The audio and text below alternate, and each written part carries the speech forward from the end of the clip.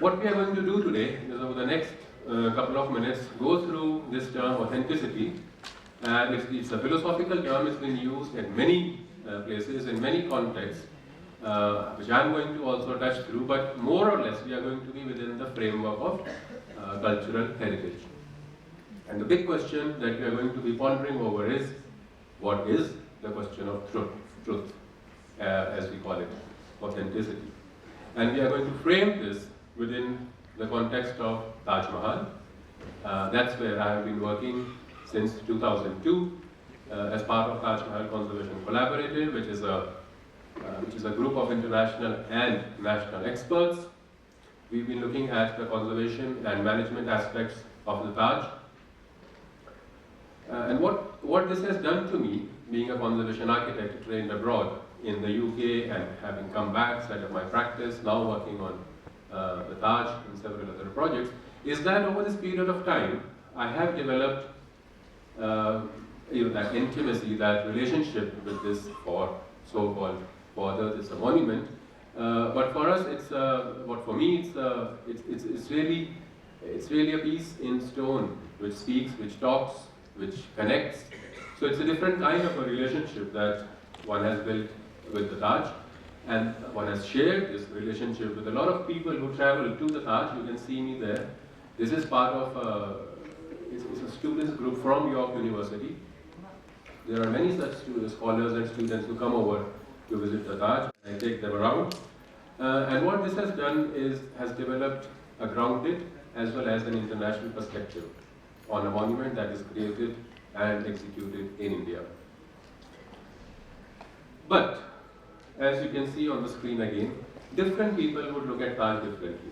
Some want to hold it from the bottom, some want to hold it from the top.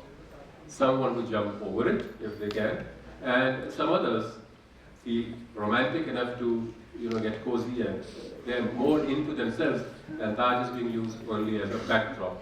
And a lot of us do it. We all have done it at some point in time.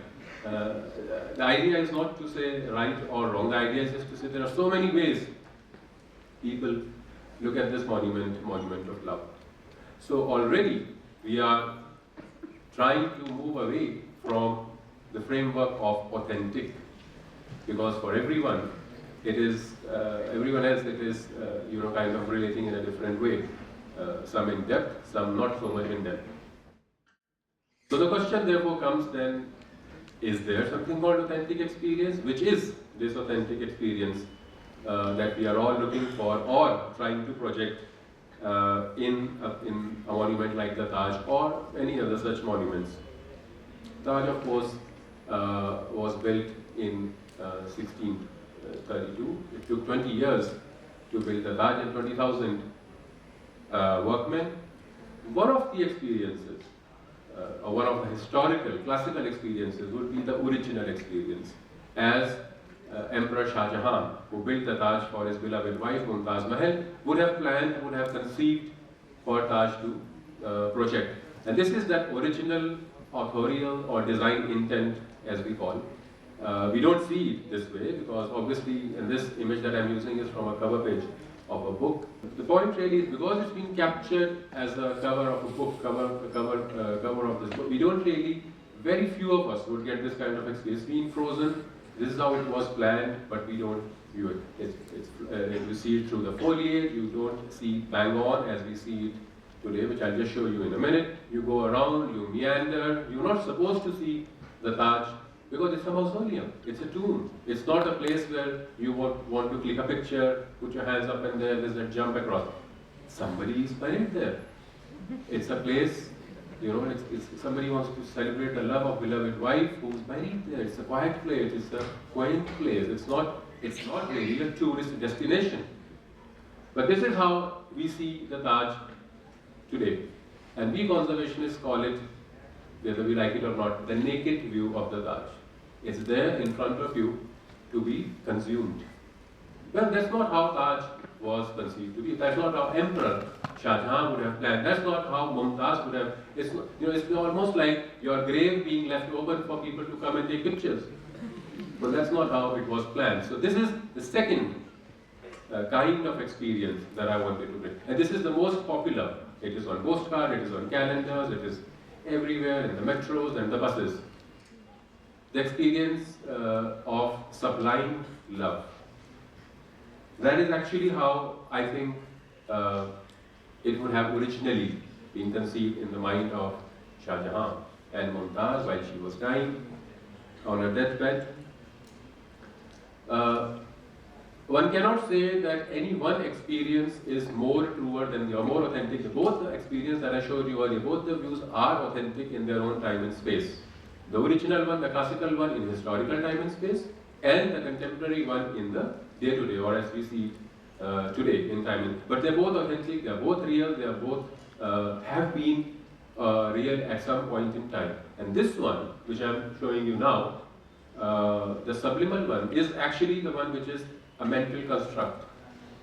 When Mumtaz on her deathbed, she wanted her beloved, her husband, to gift her something, a building, an object, an event or something which has no parallel in this world.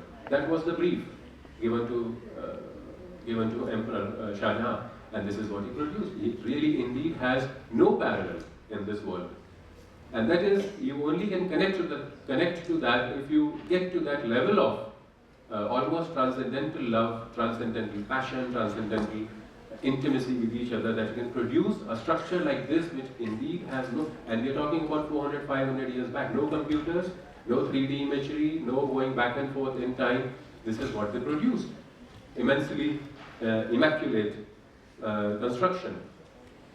Now this view is really not, you can't, it is in your mind, it's a metaphysical state where you can only imagine, you can only experience it, you can't really share it with the other. But this is also the authentic, your own personal authentic experience of the Taj. This was not only the love of two people, the emperor and the Mumtaz and his wife. Taj also reflects many other kinds of emotions, many other kinds of passions. Taj is an immaculate, perfect design. It is an Islamic charbagh garden. So if I just point it towards you, it has got complete squares, all the lines kind of meet, there is symmetry, there is balance. You don't feel something is incomplete. It almost looks like a perfect state of creation. And I have tried to show this in various, there are axes, you go across, you move in a perpendicular direction, you just don't move like in a garden. So everything is governed and everything is almost kind of told to you metaphysically, subconsciously, how to experience. So that kind of level at which Taj was planned is really something to be, it's absolutely, it's not only execution, it's conception itself at a very different level. So that again, you have to connect to that site, you have to connect to that moment, that sentiment, to be able to produce this kind of design. It's a charbagh. Charbagh is as some of us already know, charbagh is a garden of paradise brought down to earth, where at the arm's length you can have your fruits. There is sense of smell, there is sense of sound, there is water trickling. It's almost kind of a complete experience that you would get in the heavens, but brought down onto the earth. So that with, apparently wire. Now that's not possible. How can a metal wire cut a piece of marble? It is possible, because then when you see it very closely, you realize that he's got this little powder by next to his feet. He's going to pick up that little powder, put it on his fingers and the thumb, and then use wire to create friction and heat, which is going to eventually cut the stone.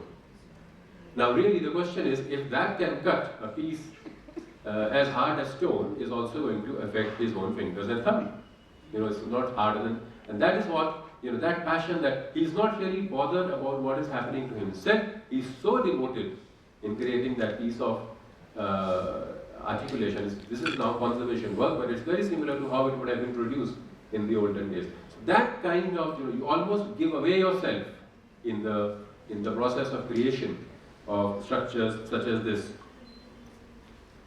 Now here is another story. This story I very seldom talk to share it with people, and it's how would you, if you wanted to, get that stone shaft out the what you call the deteriorated one and put a new one back without really shifting or affecting the capital and the base. And just to, because we have a limited time, just to say that basically the bottom piece of the base can be slide out. Then you remove the base, you get the column taken away, and you put the new column back, and then you slide back so you can, every part of that base column shaft can actually be mended over a period of time. Now they thought about all these things 300, 400 years back. How, when these buildings will be required to be maintained, they already had those systems built into that, which many of us don't have in our modern construction systems. If it is RCC, you really have to almost bring it down and then put it back again.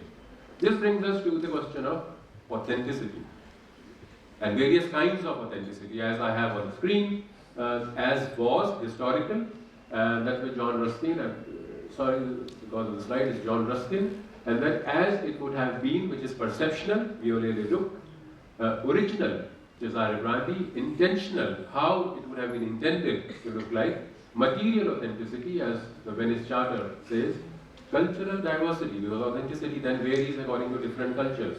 And that's the Nara document in Japan. And INTACH India also has its own kind of authenticity, which we relate to the creative process. And finally, the state. And we'll discuss some of these as we go along.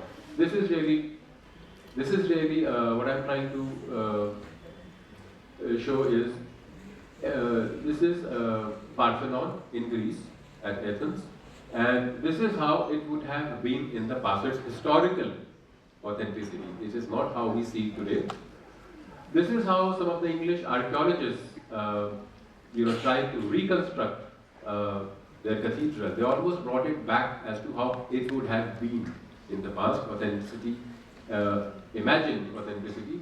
And if you see this, there's some light, very light line kind of diagrams on the right. And this is how the pinnacles are trying to be reconstructed, if at all restoration takes place. So you also kind of reconstruct authenticity in that sense.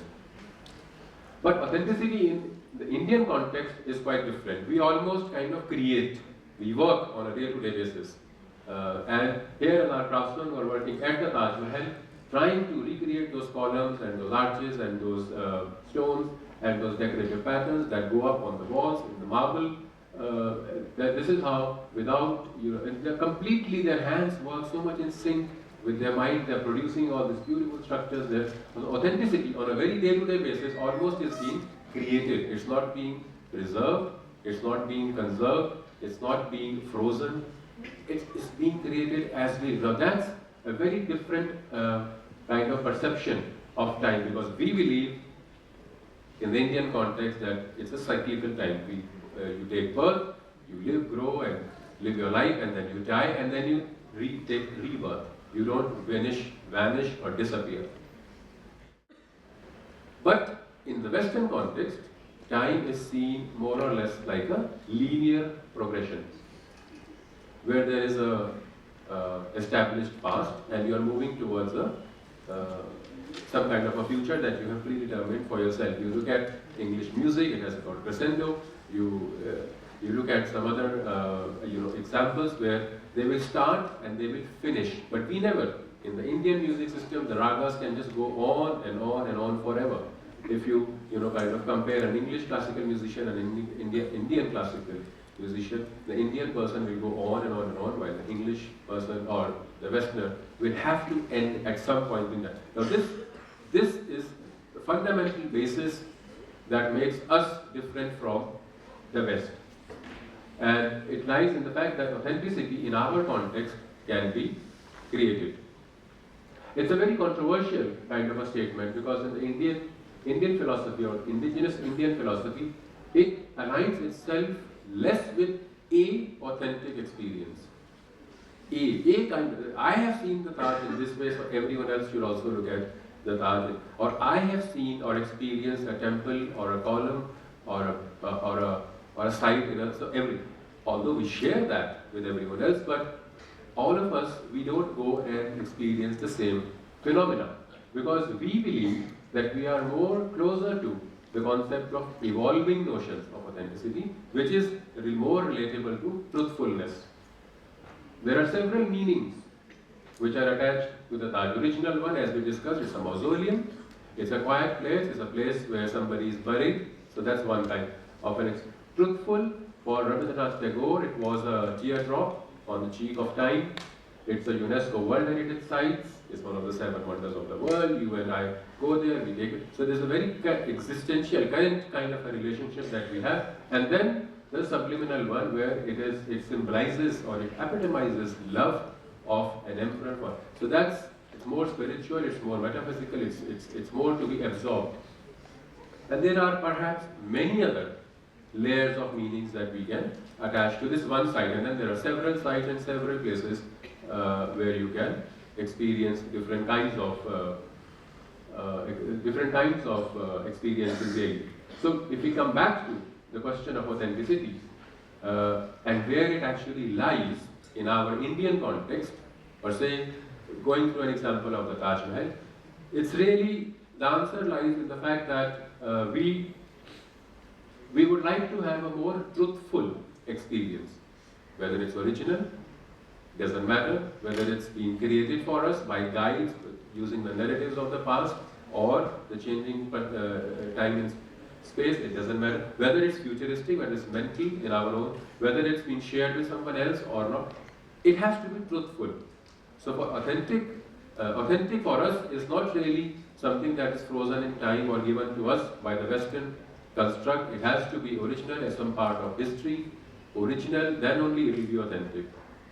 We look at our places, we look at our sites, we look at our heritage in more than one ways, as long as each of those more than one ways is truthful and there are no lies built into that. So that really is what I wanted to say. Don't go after one kind of truth or one kind of authentic story. Create your own. Add on to the existing layers. And then only the experiences will evolve not only for yourself but also for others. And in that sense, then we'll be able to enjoy, we'll be able to internalize, we will be able to absorb, we will be able to collate and kind of evolve our experiences with the experiences that have been given to us from before. Thank you for your patience.